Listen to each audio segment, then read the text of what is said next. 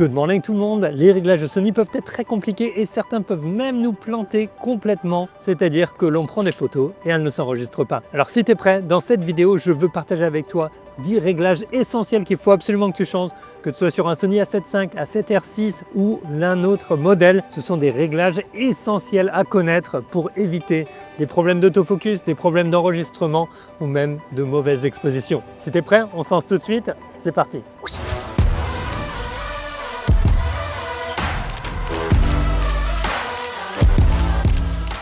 Alors, tout de suite, on se lance, prends ton appareil, regarde bien. Tu vas dans le premier menu, prise de vue, support, tu vas dans réglages, supprimer enregistrement et tu t'assures bien que l'option commutation automatique CMM, ça ne veut pas dire grand chose, mais de carte mémoire en fait, ça veut dire, est sur on et pas sur off. Parce que par défaut, il va être sur off. Et oui, ça peut être très dangereux, c'est-à-dire que lorsqu'une carte mémoire est pleine, si tu ne mets pas cette option en route, ton appareil ne va pas changer de carte mémoire. Et ça, je te promets, ça m'est déjà arrivé. Et il n'y a rien de pire que d'être sur un shoot, d'être dans un moment critique, et de vouloir appuyer et qu'on nous dise ta carte mémoire est pleine, change de carte mémoire. Mais non, en fait non, on veut que ça automatiquement passe d'une carte mémoire à l'autre quand on a deux ports de carte mémoire. Mais si tu es sur un A7C2 ou A7R ou avec une seule carte mémoire, il y en a un autre qui est aussi applicable, qui est extrêmement important. Ça va être notre deuxième, ça va être dans la partie 7, obturateur silencieux. Tu descends et ensuite tu vois déclenchement sans objectif. Ça c'est activé par défaut, c'est pas un problème. Mais il y a déclenchement sans carte mémoire qui est activé par défaut, ce qui veut dire que tu peux prendre des photos sans carte mémoire à l'intérieur. Et c'est extrêmement dangereux parce que tu veux toujours prendre des photos ou tu veux que ça t'affiche un message d'erreur si jamais tu prends une photo et qu'il n'y a pas de carte mémoire à l'intérieur. Donc assure-toi bien de le mettre désactivé pour désactiver le déclenchement sans carte mémoire. Ensuite, numéro 3, un grand classique aussi dans la partie prise de vue. Numéro 1, qualité enregistrement image. Je t'invite à aller dans la partie RB pause longue. Et RB pause longue, tu vas voir, n'est pas disponible en prise de vue en continu. Donc si jamais ton option n'est pas disponible, tu changes ton entraînement. Voilà, tu le mets en prise de vue unique.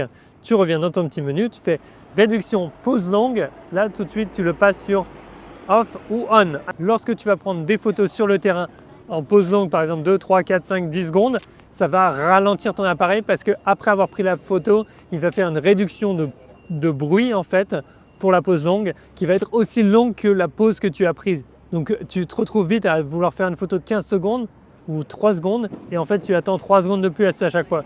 Donc désactive-le tout de suite. Bon, on a encore 7 paramètres qui vont être de plus en plus avancés et de plus importants que je vais partager avec toi qui vont changer ton expérience de ton appareil photo et de la prise de lumière et de l'autofocus. Mais avant ça, si tu ne me connais pas, mon nom est Pierre Tellambert, je suis photographe d'aventure et de voyage. Je suis là au Japon, au milieu de la rue pour t'expliquer ces paramètres parce que franchement sur le terrain, ils sont extrêmement importants. Et si tu veux aller plus loin dans un cadre beaucoup plus tranquille et comprendre ce que fait chaque partie des menus Sony et comment prendre ton appareil en main, que ce soit A7 V, A7 IV, A7R5, A7R6, A6700, etc., A7C2, j'ai ma formation Masterclass Sony Alpha qui est détaillée, qui est complète et qui va te permettre de prendre en main ton boîtier. J'ai décortiqué tous les menus Sony, comment les utiliser, à quoi ils servent et pourquoi et comment enregistrer tes réglages les plus importants pour que ça te fasse gagner du temps et que tu prennes en main ton appareil plus rapidement sans avoir à décortiquer toi-même tous les manuels. Tout ça vient de mes années d'expérience. Donc découvre-le avec le petit lien dans la description. Et si tu aimes ces vidéos, n'oublie pas, laisse un petit pouce et on continue ensemble tout de suite pour le prochain réglage qui va être dans la partie exposition couleur. Et ça, c'est, je sais pas, c'est extrêmement récent, mais c'est quelque chose que j'ai appris à utiliser récemment qui est vraiment important. Tu vas dans la partie 3, mesure, et là on a AEL avec déclenchement. Et qu'est-ce que c'est en fait AEL avec déclenchement? Tu as auto, on et off. Par défaut, il est sur auto. En fait, le AEL avec déclenchement, je vais te montrer tout de suite quand il est off. Voici ce qui se passe. Lorsque tu vas t'apprêter à prendre une photo en fait et que tu mets ta main devant, ton exposition va se refaire en fonction, tu vois, dès que ma main s'en va, l'exposition va se refaire en fait à chaque fois qu'un objet passe devant, même si tu as ton doigt enfoncé à mi-course ou à pleine course pour prendre des photos. C'est très frustrant lorsque tu as des objets, par exemple des voitures qui passent derrière un sujet qui est derrière. Tu vois, si on voulait prendre la dame en photo et qu'il y a des voitures qui passent dedans, bah, ça peut être très frustrant en fait, tu vois, d'avoir son exposition qui change, surtout si tu es en rafale à chaque fois. Donc qu'est-ce que tu fais? Tu viens dans AEL à déclenchement et tu le mets sur on, c'est-à-dire AEL, ça veut dire Auto Exposure Lock. Donc ça va bloquer en fait, tu vois, ça va bloquer ta lumière, c'est-à-dire ta mesure. Et même si un objet passe devant, tant que tu restes appuyé à mi-course ou complètement sur ton obturateur, ça ne changera rien, tu vois. Ton exposition ne changera pas, ce qui est très pratique. Surtout que tu fais des filets ou tu veux en prendre en photo des gens qui sont derrière des obstacles, qui passent. Très pratique. Je te le conseille vraiment. C'est un de ces paramètres que j'ai découvert récemment et avec lequel je joue beaucoup, qui m'aide vraiment à gagner du temps et de la fiabilité et de la régularité sur le terrain avec mon exposition. Pendant qu'on est dans la partie expo, mesure, couleur, un autre que je trouve très important, c'est le point spot mètre. Et là, on a deux options. Ça va être centre ou lien en point focal. Alors, qu'est-ce que c'est? J'ai une vidéo dédiée sur tous les modes de mesure, si tu veux regarder. Et à travers la formation Sony Alpha, on voit tout à travers en détail lentement. Mais en gros, si tu te mets en mode de mesure spot, tu peux décider si ton spot il va suivre ton point d'autofocus, c'est-à-dire ton point de collimateur. Tu vois là, il bouge alors que le spot il n'a pas bougé. Ou alors, si justement, il va être lié au point focal. Et lorsque mon point focal me déplace, si je me mets en spot, tac, tu vois le spot, la zone ronde, s'est déplacée avec. Et personnellement, je veux que ce soit comme ça. Pourquoi? Parce que tu vois, je veux faire ma mesure là où mon point de focus il va être si je me mets en spot. Et là, tu me vois faire un truc qui peut être un peu surprenant, mais en fait, j'appuie ici, tu vois. J'appuie ici sur le petit bouton AEL, personnellement, et c'est un petite astuce, parce que j'ai programmé ce bouton AEL pour être en switch mode de mesure au centre ou pas, d'accord? Donc, ça me permet en un instant, en un clic, de venir faire ma mesure à un endroit précis. Donc, très pratique si j'ai des silhouettes et que je veux tout d'un coup faire ma mesure sur l'arrière-plan, ou si j'ai des conditions de lumière un petit peu difficiles, ou si je veux le faire sur ma main, tu vois, je peux en juste un clic en fait venir faire ma mesure à l'endroit où il y a mon point de focus. C'est très pratique. Et au lieu de le mettre en bloqué, c'est-à-dire où il faut maintenir appuyé, et ben je le mets, attends je te montre tout de suite, hein, je vais te montrer. Au lieu de l'avoir en maintien AEL comme ça, et ben je le mets en maintien, en appuyé relâché AEL, avec le petit point, tu vois l'icône avec le carré et le point, et c'est comme ça que ça marche pour moi, tu vois. C'est extrêmement pratique, comme ça je peux faire ma mesure de lumière exactement là où je veux, en fonction des circonstances, en fonction de ce que je veux shooter. J'utilisais littéralement toute la journée hier parce qu'on avait des conditions de lumière directes, très dynamiques, qui étaient extrêmement pratiques pour ce mode. Ensuite, un autre qui est un petit peu pareil, ça va être dans la partie balance des blancs et la partie verrouillage auto white balance déclenchement. Et là, tu peux l'avoir en off, en déclenchement mi-course ou en prise de vue en continu. En fait, c'est le même principe. Est-ce que tu veux que ton appareil bloque sa balance des blancs lorsque, tu vois, l'expo là, on ne change plus parce qu'on l'a bloqué, mais on a la balance des blancs qui peut aussi changer complètement, tu vois. Et en fait, c'est quelque chose que personnellement, je mets pas en déclenchement mi-course par défaut, mais je le mets en prise de vue en continu. Alors pourquoi est-ce que je le mets en prise de vue en continu? Je le mets en prise de vue en continu parce que lorsque je me mets en prise de vue en continu, ça veut dire que je vais faire une rafale par exemple, et ben je veux que ma balance des blancs elle reste la même tout au long de la rafale. Il n'y a rien de pire que d'avoir des petits changements de balance des blancs à travers une rafale alors que tu veux avoir quelque chose de stable lors de ta rafale. Voilà, alors tout de suite regarde, pour l'autofocus c'est hyper important. Laisse-moi t'expliquer, si tu es en point de collimateur petit par exemple, ton point d'autofocus que tu déplaces il est petit, en fait ce qui se passe c'est que par exemple tu veux faire ta mise au point au centre là, mais en fait ton appareil il attrape des visages. Et oui, parce que tu es en détection de sujet, ce qui est une très bonne chose, mais il attrape un visage qui n'est pas directement dans ton cadre. Et pour ça, le réglage qu'il faut que tu changes, c'est dans tes reconnaissances de sujets, tu vas reconnaissance des sujets, tu vas dans la partie humain, et là tu vois il y a une petite flèche sur le côté, tu appuies dessus et tu vois une zone de décalage de suivi qui va être de étendue à courte. Et personnellement, je le mets en court. Pourquoi? Parce que je shoot souvent avec mon point de focus qui est un petit point de focus, et ce que je veux, c'est que lorsque j'ai un sujet humain à côté de mon point de focus, je ne veux pas que la mise au point soit sur le sujet humain, je veux que ça reste sur mon point de focus. D'accord? Je veux être extrêmement précis. Si je voulais me faire ma mise au point sur la personne, eh ben, je mettrais mon point de focus sur la personne.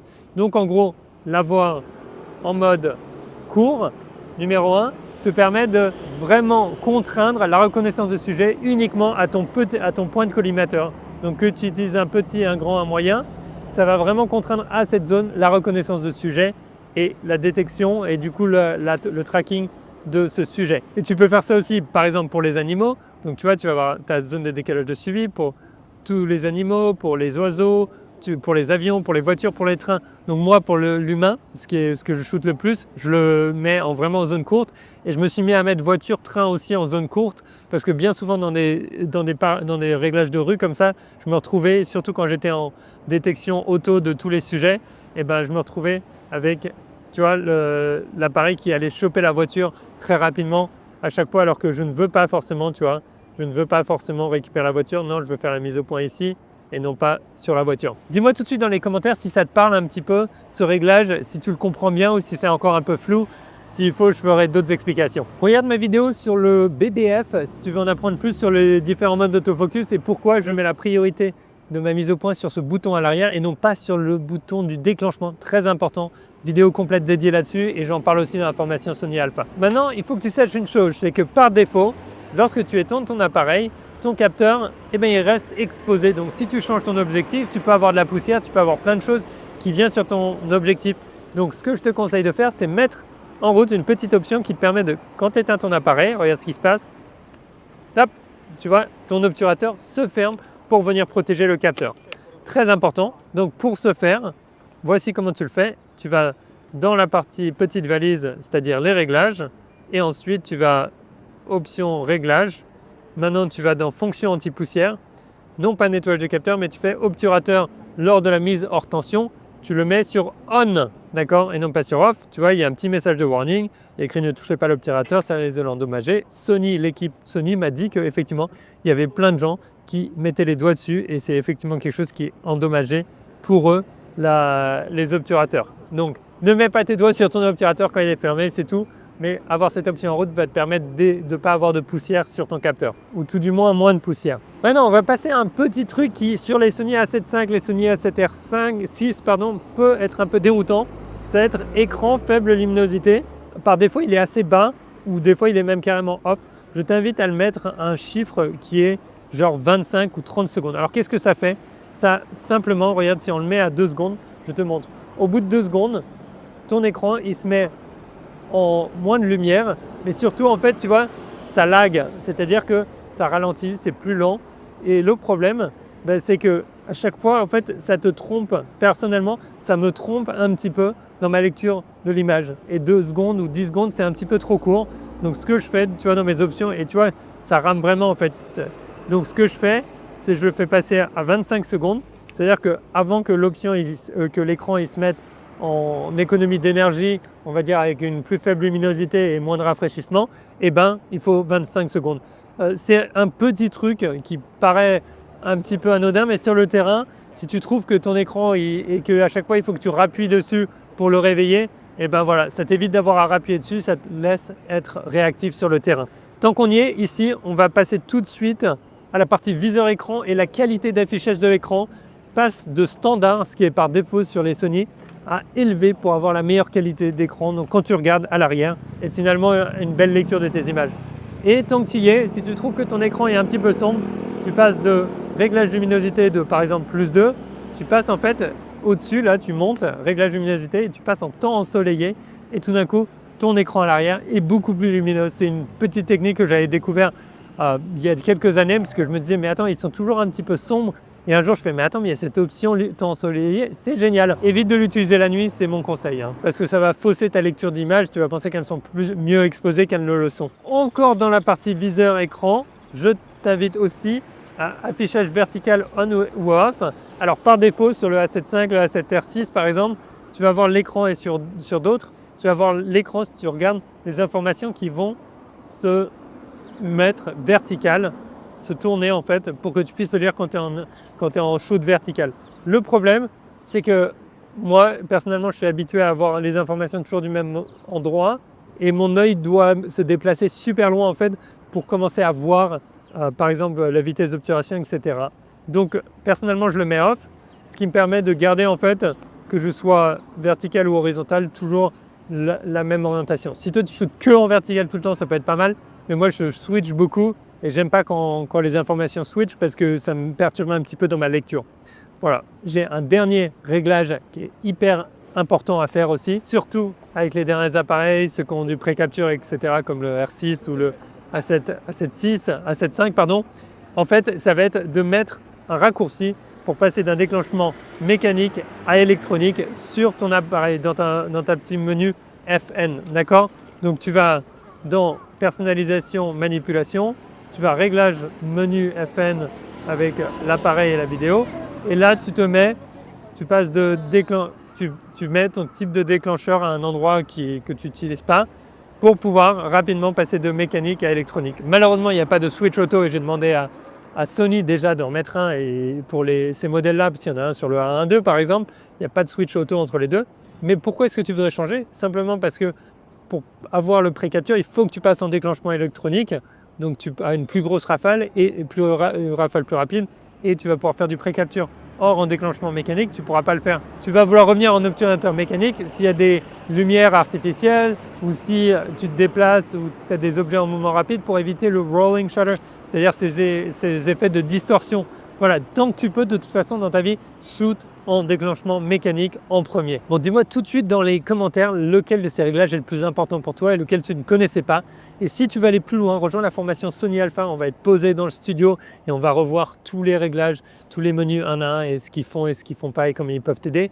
Et dernière chose, avec même la fiche de réglage gratuite, regarde cette vidéo sur l'autofocus, regarde celle-là sur le dernier appareil. Et bref, je te souhaite une très belle journée. Ça, on va prendre des photos et c'est quelque chose de nouveau et c'est quelque chose de différent. Je te retrouve dans la prochaine. Ciao.